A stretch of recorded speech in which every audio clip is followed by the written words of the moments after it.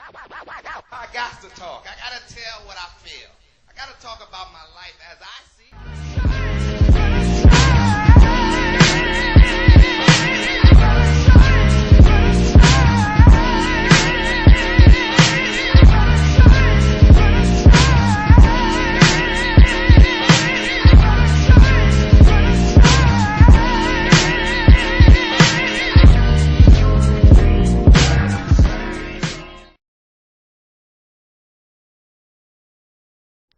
What it do, everybody? I'm the R-A-H-H, and look, my job is to get you more familiar with my homeboy, the Knife Legacy, because I'm going to take you way, way, way, way, way back, because when we was pups, like I met the little ninja in jail. See, he a.k.a. that ninja, because he that ninja, you know what I'm saying? I met that ninja in jail one time, you know what I'm saying? I was in there for some bullshit, he was in there for some bullshit, and it was hot as a motherfucker. We was laying up under the porch because that was the only place they had shade, you know what I'm saying, was up under the porch and shit.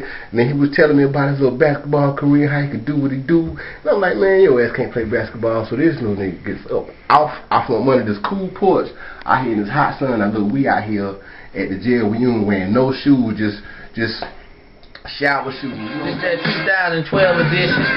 I got my nephew in here with me. We're gonna kick a little freestyle for y'all right quick, you know? You ready, Dylan? What's up, man? Go ahead.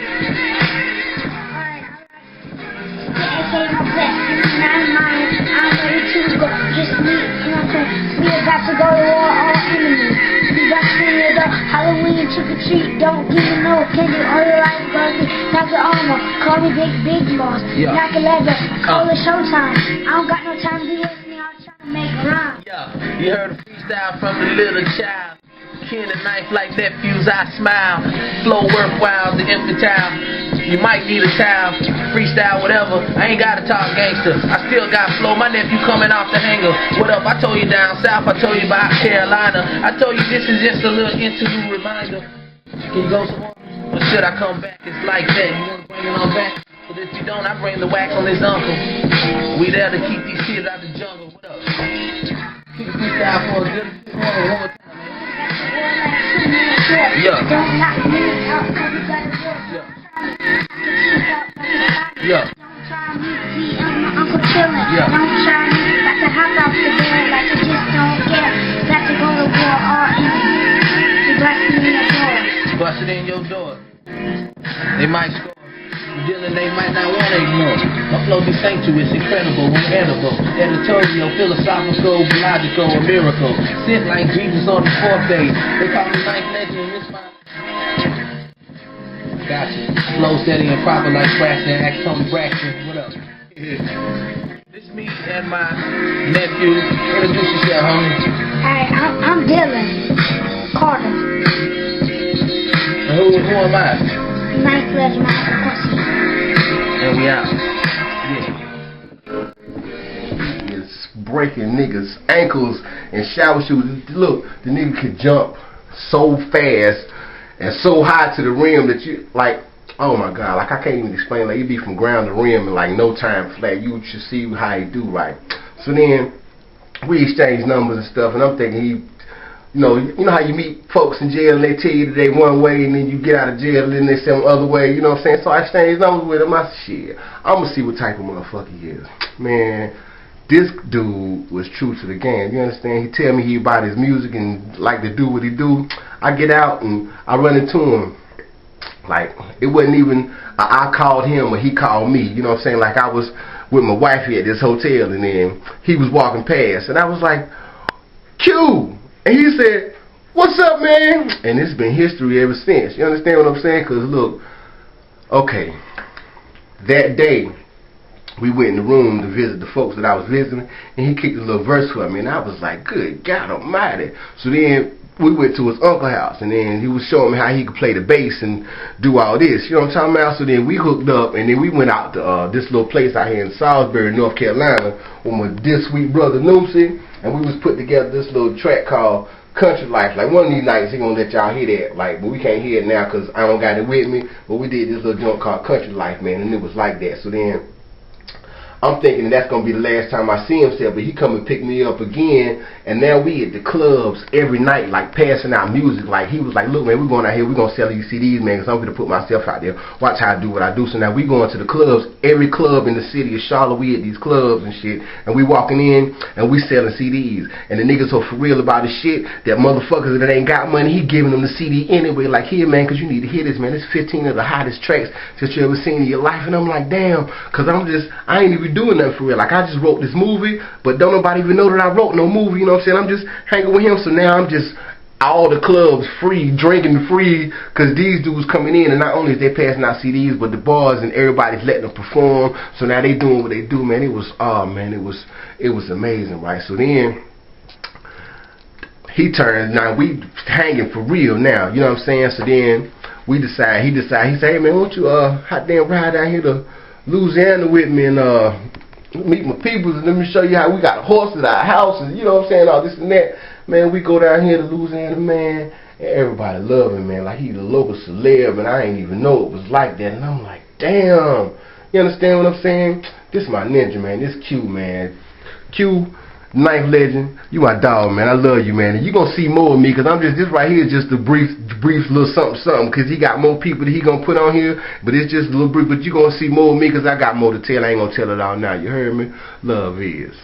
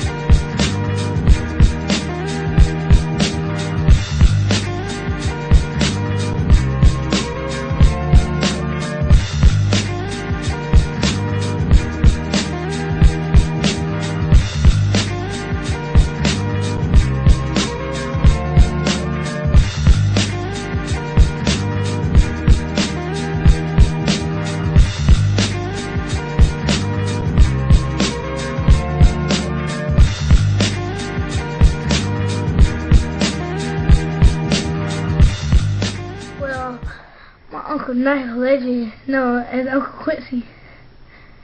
I'm proud of him and I love him, and we chillin' at my uncle's house.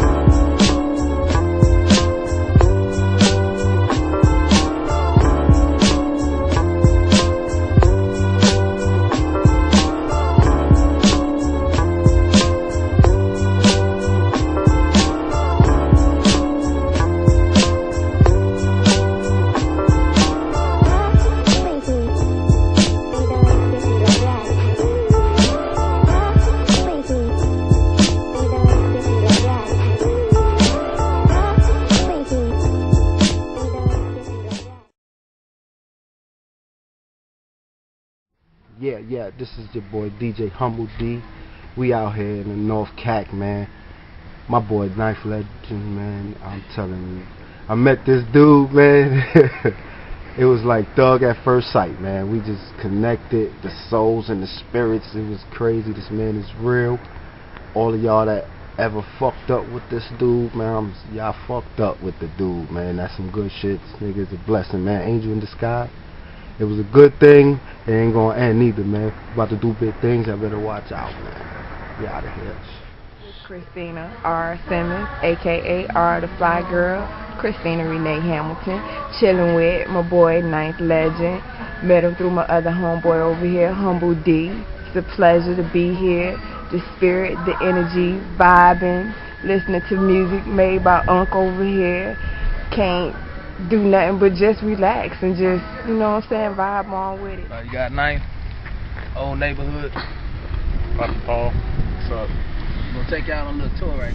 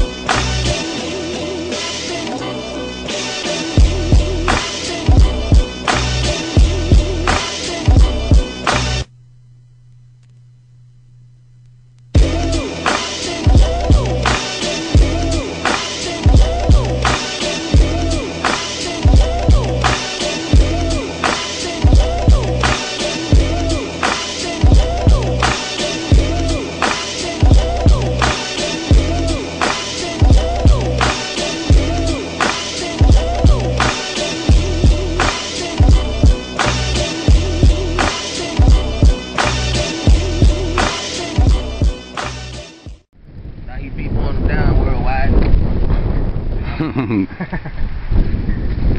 few houses up here on the left, we had Jason Ferguson. He lived up there on the left. He played ball with us.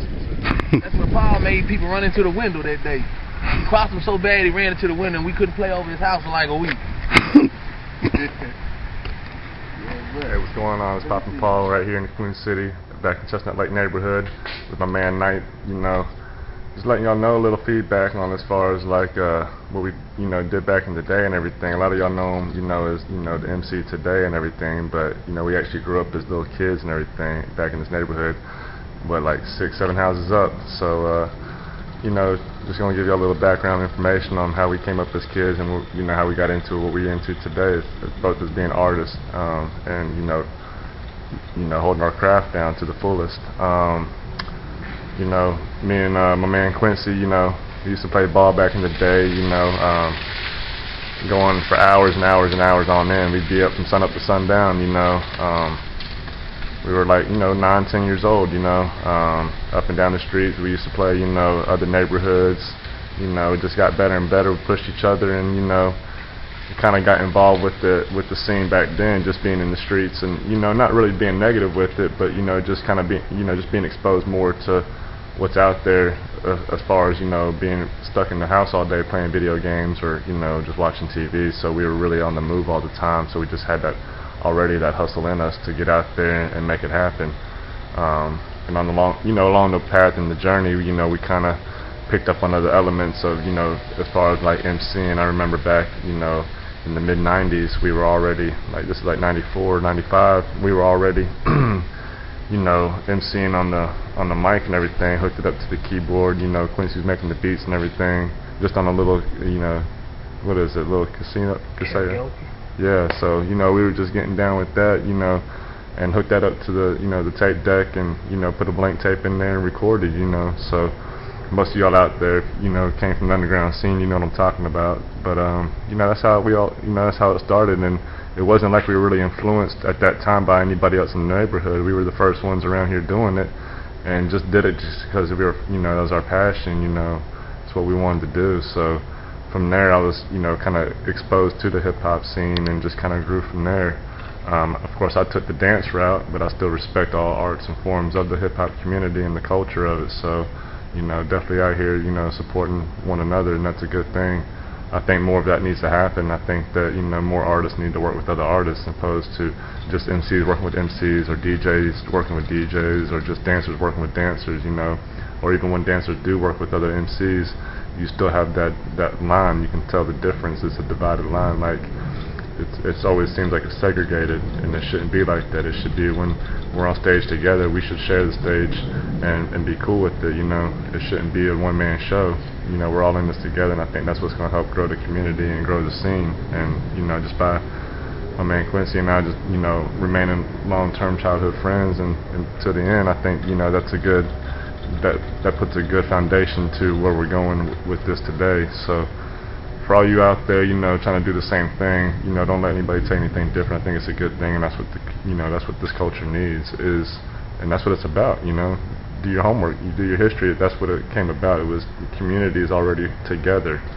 You know, it shouldn't be an MC, oh, you stay over there, and the b-boys stay over there, or whatever the case may be. Even the graph writers, everything, even hopscotch. You know, double dutching is part of the hip hop community. A lot of people don't know that's another element of hip hop. So it's everything, you know. It's community in general. It's just because you can't sing doesn't mean that you're not a part of the hip hop community, you know. Just because you can't dance or whatever, just because you're not an artist as far as drawing up, you know, wild style letters or throw ups or bombs with it tags, whatever.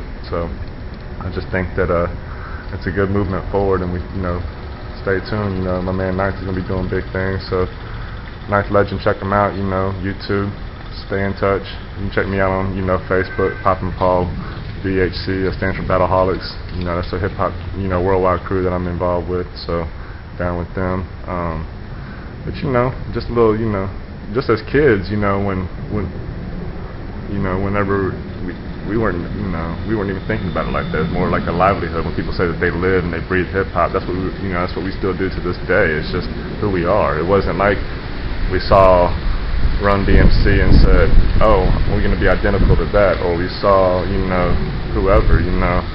I didn't see the Beastie Boys or, you know, anybody that was mainstream on TV like that, even though, you know, they are hip hop and everything. It just wasn't, you know, it wasn't our thing. We still had our own identity, and we were still respected in the hip hop community as we are today. So I think that that's the true essence of what it really boils down to, you know. I mean, hell, we swapped basketball cards, baseball cards, you know what I mean? Like, we didn't, you know, we were still having our kid time and all that, but we still, you know, still out there understanding what the community is about. And I think that it comes from a lot of aspects and different angles and levels with it. I don't think it's just a one-sided thing. I think, you know, you can be influenced in any way, shape, or form. And I think our major influence was just our neighborhood, our environment, you know. It wasn't just one particular thing. It wasn't just James Brown. It wasn't just the Temptations, you know. Even as kids growing up, we all grew up on different music, and I think it just kind of incorporated to where you had more of an open mind on the outlook of what music should be and what, you know, what it is that you're putting behind what you do. I think that's where back then, you know, you see a lot more soul and a lot more heart into what they're doing. James Brown didn't just choreograph a dance. You know, the Temptations, it was choreographed, but it was more soul into it. They felt that they had to do something more into it. Like, this is what they love, this is their true passion. And I feel like a lot of artists today, it's just all for the glamour and the fame, and I don't feel like it should be like that. If you're really about your craft and you love what you do, then it's going to show. You know, actions do speak louder than words, and you got to put a message out there. You got to, you know, you can only talk about girls and drugs and robbing somebody so many times until you're really putting a message out there. You know, I understand you got to get the radio play and the commercial mainstream bubblegum stuff, but at the end of the day, are you satisfied with your album? Are you satisfied with what you put out there as your product? And that goes for the dancers too. Like, I don't like dancing to a lot of disrespectful music because it reflects on who I am. So a lot of stuff will do instrumentals, or it's a song that has a message and a meaning behind it. It's not just talking about going out there robbing somebody or trap music or whatever. So I feel like it goes in any direction that you do it. So I just want to, you know, thank y'all for, you know, tuning in and giving me the opportunity and the time to kind of preach about a little bit on the childhood coming up and everything between me and my man, you know, Night Legend out here. The same walk we made every day. Every day. Same too. Through Buddy and Pal. We go right there. That goal was implanted right there in that dirt. I believe behind Jamar Neely used to stay right there. Yeah, Jamar used to stay there. And Sierra Neely. Let me see. Mr. Smith and Miss Smith, they had a band and it was I think Aluminum. It was a white band. Yep. Sure was. And behind Jamar House, somebody has the way to get across the creek. The little bridge, yeah, the way to get across. Ben had it too. Big Ben? Yeah, he had it too. Let me see. They used to sit out in their yard and fix bikes. That's where me and Paul learned to play basketball at in their driveway right there for years. We used to trade basketball cards in the grass right there for years. These streets, man, we probably done wore about 100 pair of sneakers through our childhood on these streets right here, man. So don't y'all be hollering about, you never seen where I grew up at or who I grew up with, because I'm walking with my best friend right now. Childhood friend, day to day, every day. Wake up at 7 in the morning, come outside, we leave each other from 12, be back up at 12:30. I go to his house, eat lunch, he come to my house, eat lunch, whatever. They done changed the old house.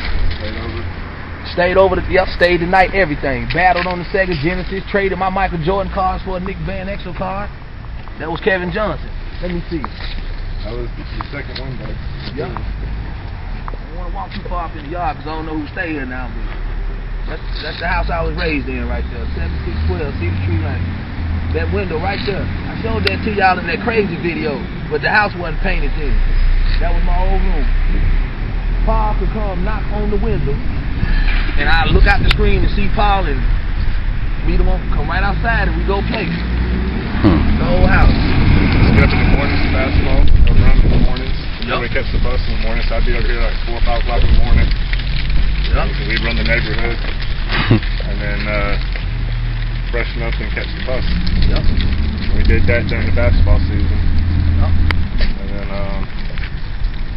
then after that, we went right into football. We used to play in Ben's backyard. We used to play in the street. We play two-hand touch, sideline pop. So you were on the white curb area. You got tackled.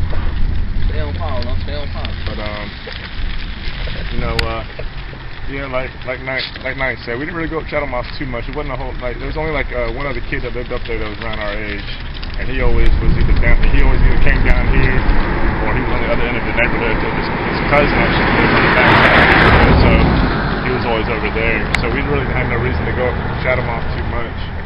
A lot of the stuff happened on this street right here. And honestly, a lot of people in the other neighborhood, like other parts of the neighborhood, always came over here too. I mean, I guess it's because majority of like what was going on happened on this end of the neighborhood. So it wasn't like all the bad stuff, but it was just a lot of tension over here when we were kids, growing up, all the way even till high school. Yep. So we're talking, a good 15 years, easy. That Chestnut Lake and Cedar Tree right here was a booming area. Yep. A lot of guys like Denard, Jason Brewell, all of them that Jimmy Bass, John Bass, all of them. They used to all come down here and everything, and chill out with us and everything. So we had a few other guys come up from the back end of the neighborhood.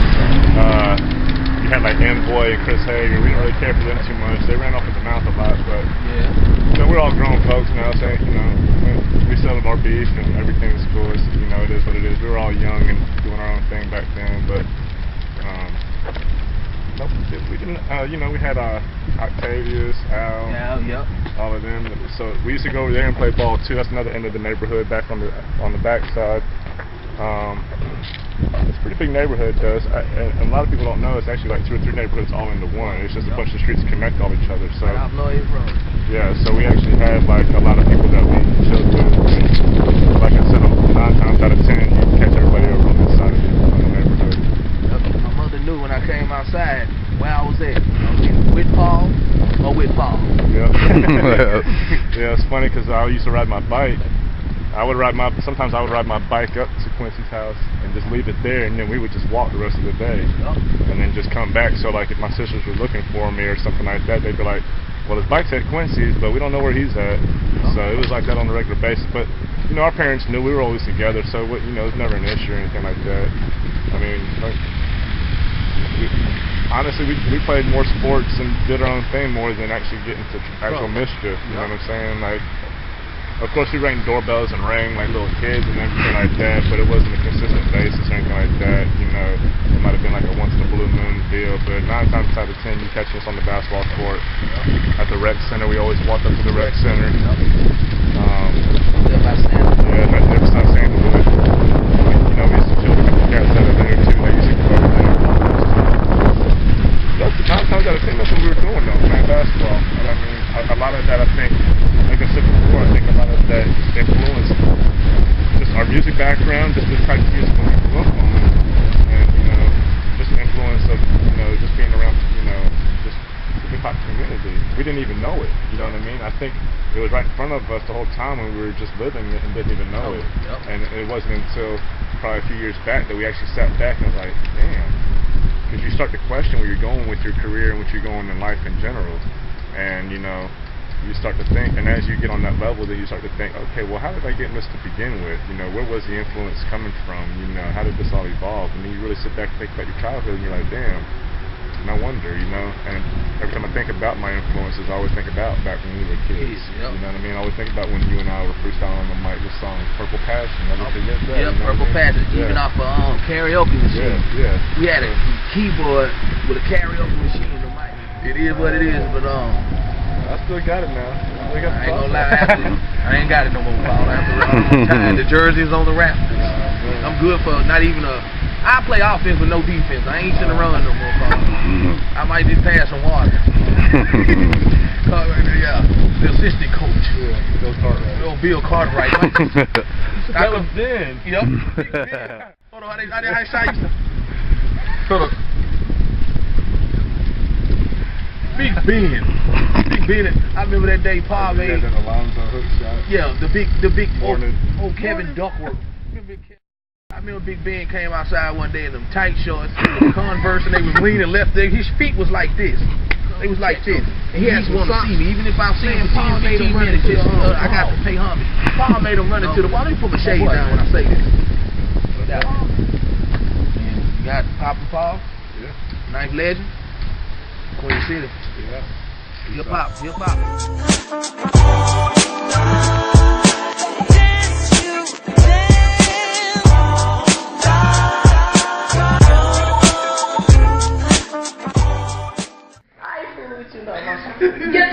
a good shot of your mama natural hair.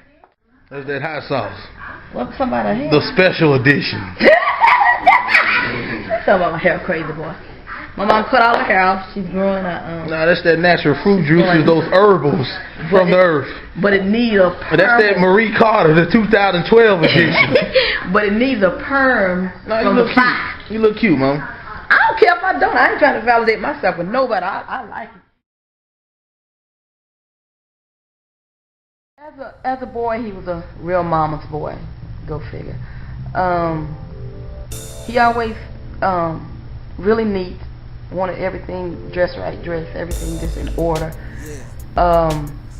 Loved to show his wee-wee when he was little because he wanted to make sure it was growing the way it was supposed to be growing. And he couldn't tell a lie. He just couldn't tell a lie. But life started to change with the push of a button. Come on, jailhouse, petty crimes, mama's crying, disobedience. Quincy's first album, Proper Sitting, I didn't understand the title of it. I didn't understand where he was trying to go with it until I started listening to the songs. And after I listened to every one of the songs, then it made a whole lot of sense. Proper Sitting. And I'm not going to tell you all about that. You buy the album and you can come back and tell me. However, on Rebirth, it was almost like he was transforming from Proper Sitting to another part of his life where he had grown, definitely in his music. He has one song on here, My Science on Hustle. Wow. If you listen to it, it's so deep. And if you have any intellect, you will grasp exactly what he's saying. I don't know where he came up with that or how he came up with that. I just think it's a God-given talent. And it makes me really proud because what he's saying, he's not just saying something. He's saying things that mean something and something that applies to life, his life, your life, anybody's life. And I really do enjoy listening to his music.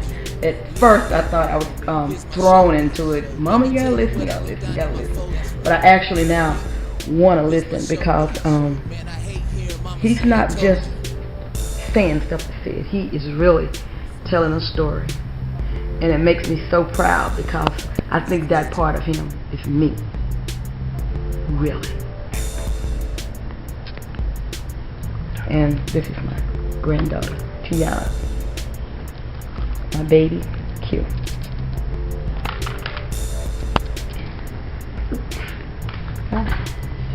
I was trying to show you his name and my daughter's name. Proper Sitting.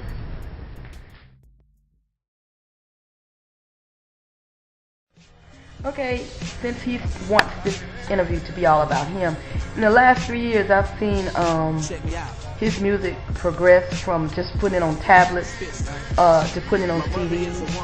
And each album that he's made, I can see a difference in his music and in the words that he uses, which to me shows growth, a whole lot more creativity.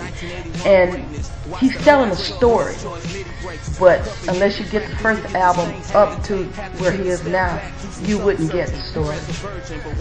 That's what I had to do. I had to get all albums and play them back to back to get the story. I tell him all the time that if he could channel it all and put it into a really, really, really positive ball, he'd be something else.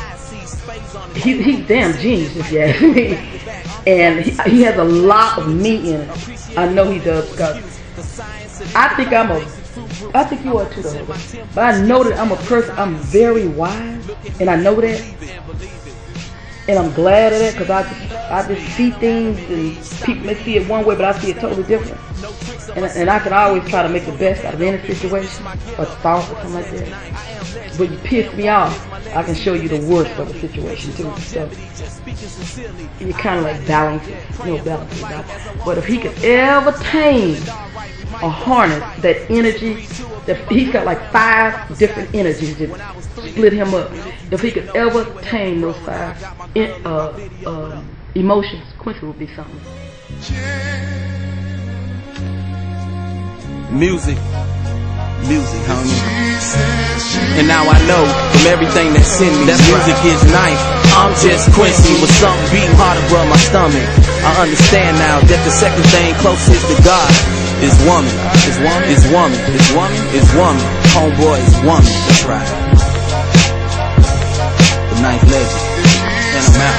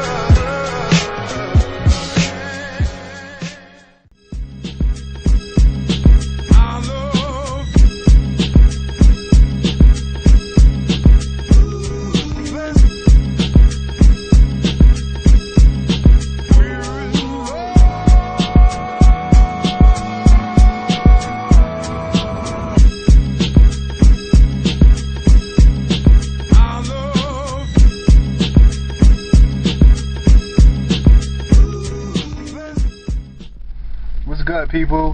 Chemical, 1/3 of the Brethren clique. Of course, you already know that. Fuck with my boy, Ninth Legend. Of course, you already know that shit, too. Niggas just, you know, getting shit together, prepping the Ninth album, prepping the Brethren shit. You know, making sure niggas got some shit, some solid shit to give y'all. You know, it takes time for greatness.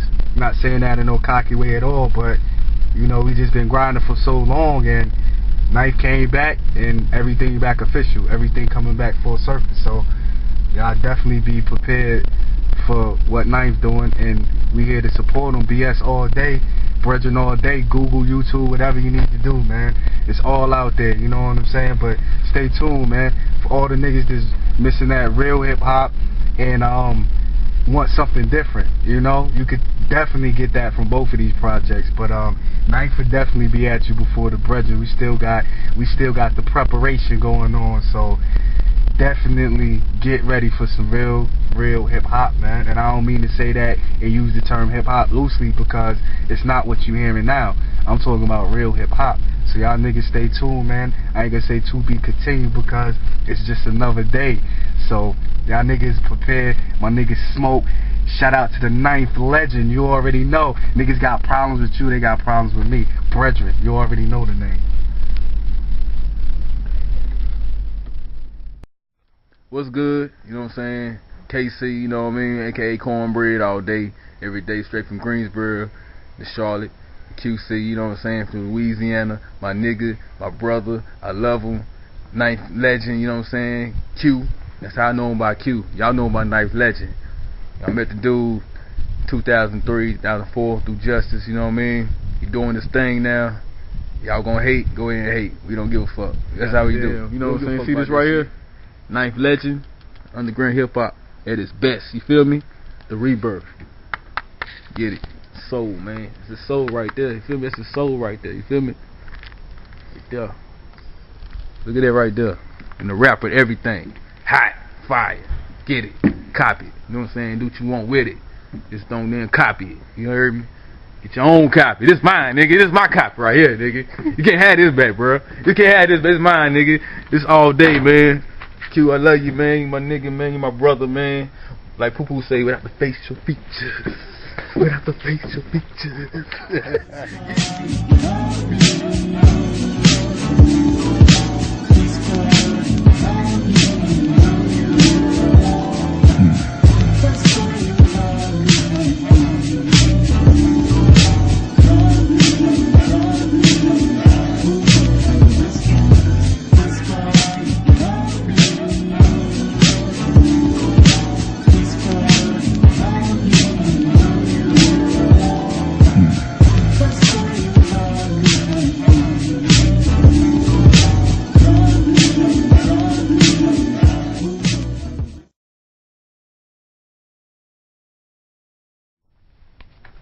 I made rhymes for like my family.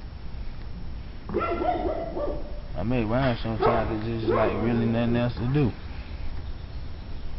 I'm one of the type of people I be sitting on in the room. I don't even want to watch TV. I be too much on the. If I could sit up and watch somebody else do something, that I can do it too. You know, if I apply myself, that's with anybody though. But you know, a lot of people don't have a lot of willpower. That's just like you will fight, but you don't know how to fight. You know what I'm saying? It's just a difference. But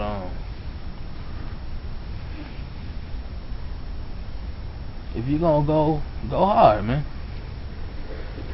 Get your point across. You know, just don't do it continuously on the same subject. And if you're gonna rhyme, stay on subject.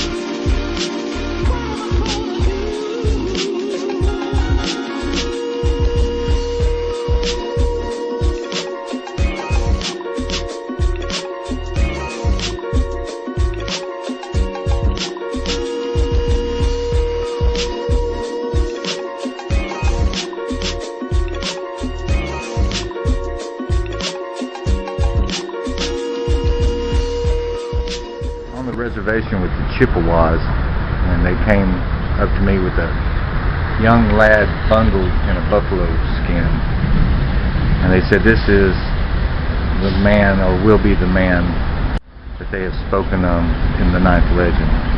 I said, "What is the Ninth Legend?" And they presented me with this bundle of babies in buffalo hide, and so I took it to mean that this was in fact the Ninth Legend. So I raised him up along with a pack of wolves, and it was on that very same day that a bolt of lightning struck the mountaintop, and no one really knew what that meant. The medicine men scratched their heads on it. I guess it could only mean a sign of the Ninth Legend. Okay. Oh, it's filming now? Okay. Make your break. Make your break. Okay, what's gonna fall in? Ain't shit fell in. Alright.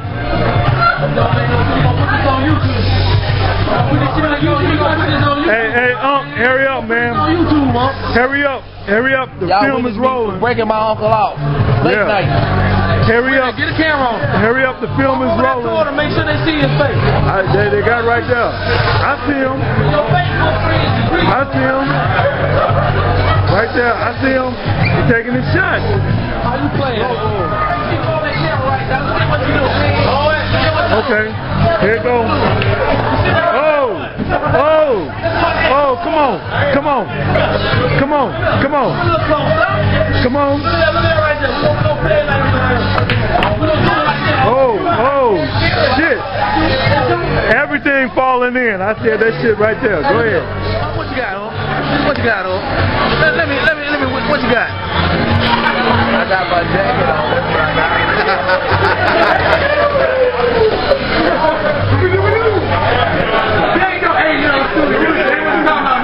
That broke, huh?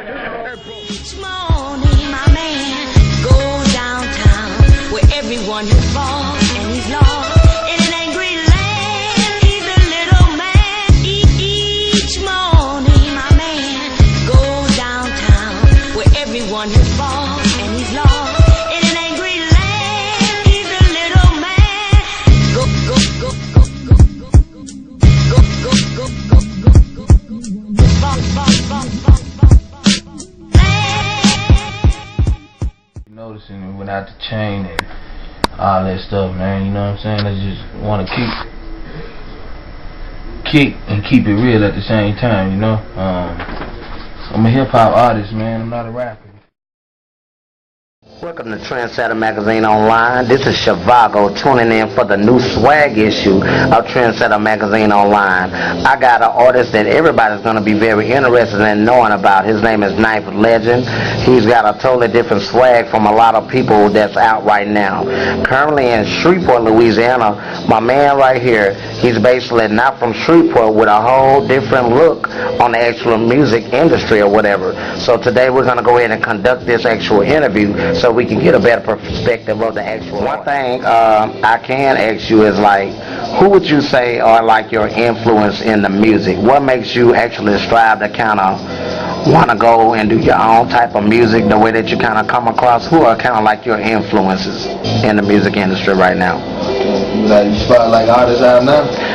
Really, honestly, it doesn't have to be an artist that's out now, but just any artist. Like back in the Gap, I grew up listening like KRS-One. Let me see, you got the Wu-Tang Clan, Mobb Deep. Let me see.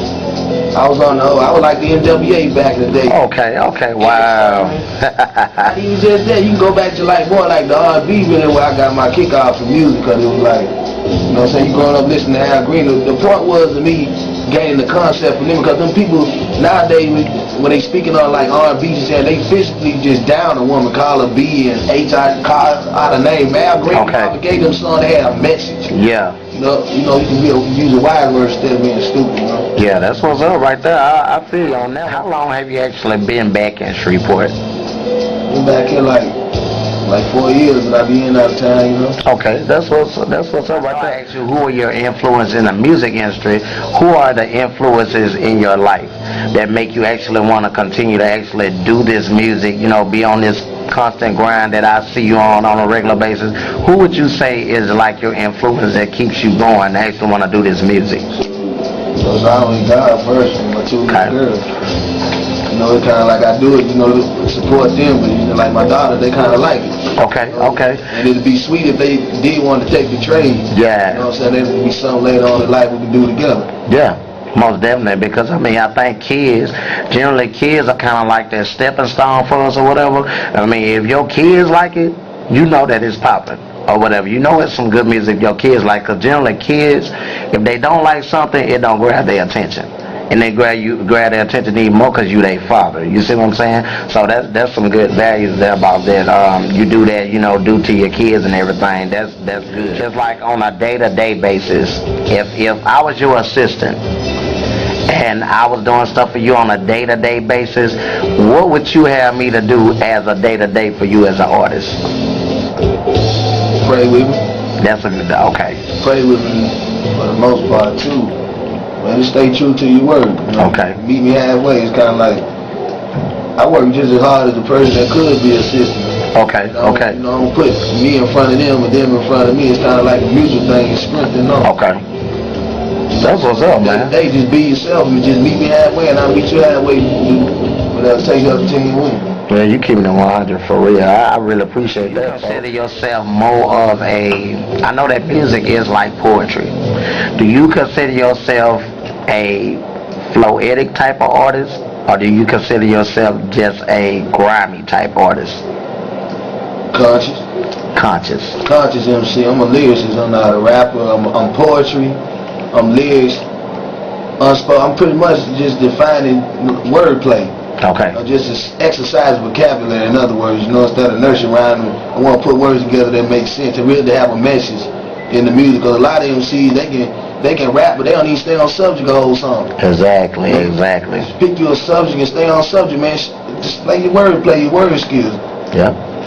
Because like when I listen to some rappers sometimes, you know, I understand it's about the punchline. You know, I can listen to the punchline, but if it's really not grabbing my attention, I'm not paying attention to it or whatever. So that's one thing I want to tell you. One, respect that I do have for you. I mean, even in like the full moon, you know, this go back to full moon when they was doing the open mics or whatever, you'll come out just to support artists as long as they keep it 100 with you, and at the end of the day you'll still get up there and perform no matter how many people are actually in the building. And that takes a lot for artists to actually get out there and want to do it like that. But I mean, that's gonna take you a long way, you know, not only in music, but that's why I came to you and wanted you to be in this issue of the magazine, because I know if I ask you a question, you just gonna really just give it to me like it is. You know, I don't have to worry about, you know, nothing being shadow. You just gonna give me you or whatever, because you just a raw, grimy, you know, grinding artist. That's what you are. This gonna pretty much take care of me. This is Shivago, aka PJ the Bartender for Trendsetter Magazine Online.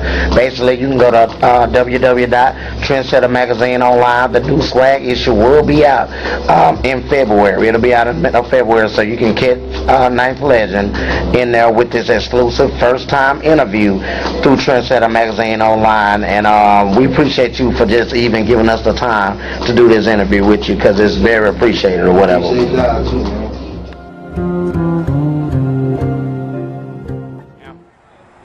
What up? It's nice, man. Down here in New Orleans. Yeah, what up, man? Like I said, man, it's early in the morning. You take a picture right there. Ain't that where them Saints? Ain't that where them Super Bowl champions was at, kid? Right there, man. Superdome. Matter of fact, New Orleans Hornets play right there. You know what I'm saying? Don't get it twisted, kid. Basketball, football. Football, basketball. What they say, kid? What is that?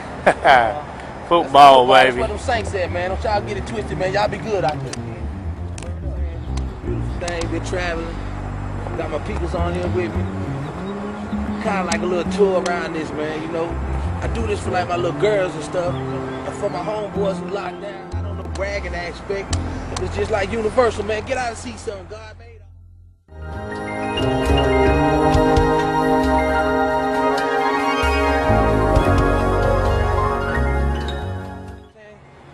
Bowl City, man. These people done been through drama. Feel good to be here, man. Breathing this out, man. So, you know, for those of you who probably never touched these grounds, never been down south, don't know nothing about this. I ain't played something. You been lost. But now I'm found. Oh, dang, gas like a motherfucker. Yo, whoever holding that camera got gas, though, man. Yo, we almost there, baby. Fresh jabos and white tees and show, baby. Fresh jabos and white tees and show.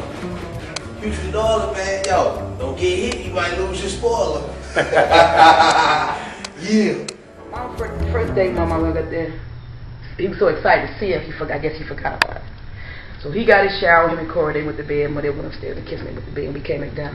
I had a sunken living room at the time.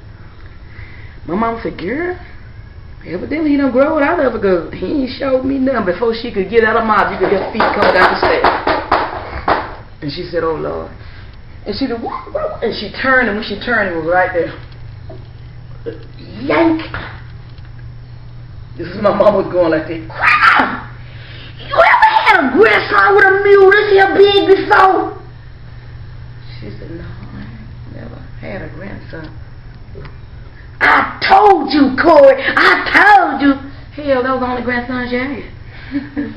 The little boy was retarded. Oh, of course he was retarded. You already know when we was coming up, you had to be damn nice to stand next to niggas. Like, you had to be super nice to spit beside this nigga or get in the cypher. You know, nowadays the structure changed. It's like anything goes. Everybody doing XYZ, so the next nigga gonna do XYZ. You know what I'm saying? And it's like, it's no more hip-hop. It's no more creativity. It's no more culture. It's no more honesty. It's no more passion and love for it. It's like everybody doing shit for a check. Don't get me wrong, the money will come, but when it comes down to the culture and hip-hop, man, it's like that shit really is dead, man. These niggas out here ain't saying shit. These niggas out here ain't talking about shit, but you know, I blame us for that because we really ain't putting out shit for them niggas to listen to. Not yet. You know what I'm saying? Not yet. And I say that in all honesty, not yet. It's some shit brewing, man. I'm telling you, man. It'll bring you back to what hip-hop sound like. And I'm not just saying it because me and my niggas is doing it, because I'm a fan. I love it. If the next man is doing it and holding it down, I fuck with that nigga. But it ain't too many niggas you can rock with. It's not too many. And I'm not going to get into naming niggas that I do fuck with because it's so many and you leave motherfuckers out. But I can tell you who I do fuck with. I fuck with my brethren. I fuck with BS to the death, nigga. I fuck with Knife. I fuck with Loyalty. I fuck with niggas in the Carolinas, man. I fuck with niggas everywhere. Niggas back home in Connecticut. Wherever you at and you make real hip-hop, I fuck with you. If you out here following the same old formula, I don't fuck with you because you're not being original. You just taking some other shit and creating it to, you know, your likings and shit, man. Anybody can do that shit. You know? Anybody can do that shit. But BS, nigga, to the death. Do your research. Fuckers. Night Legend Lagoon, they can't stop, can't knock them worldwide. You know what I'm saying? That's how they go. Who? You know what I'm saying? Night Legend Lagoon, they can't knock it worldwide, they can't stop it. You know what I'm saying? That's how they go. You know what I'm saying? Put it down there with the most, you know what I'm saying? Hosting it, doing it up. You know what I'm saying? That's how we do it at Sim. Like people, you know what I'm saying, thinking this a characteristic of real right life, you know what I'm saying? Nigga, we doing this shit, nigga, like, you know what I'm saying, the opera, you know what I'm saying? Conducting all type of instruments, man. Let it play, you know what I'm saying? Especially violin and tumor. You better feel that, you know what I'm saying?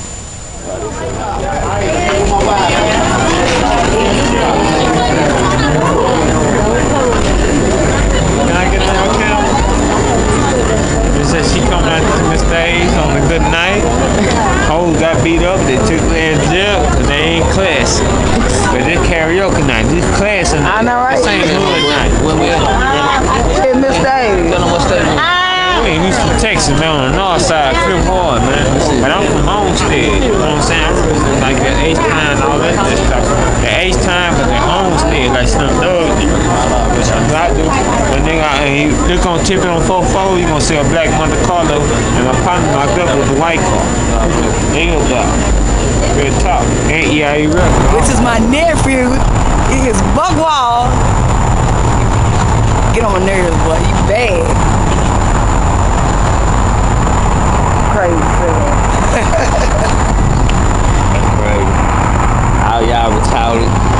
Y'all need the Church of Jesus Christ of Latter-day Saints.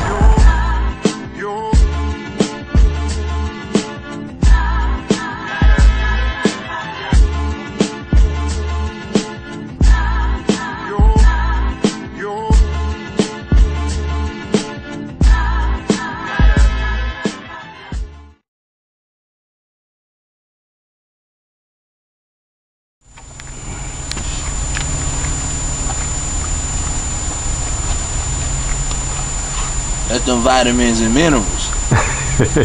For the little mama. That's them vitamins and minerals. Let me see what you're feeding it up, cuz.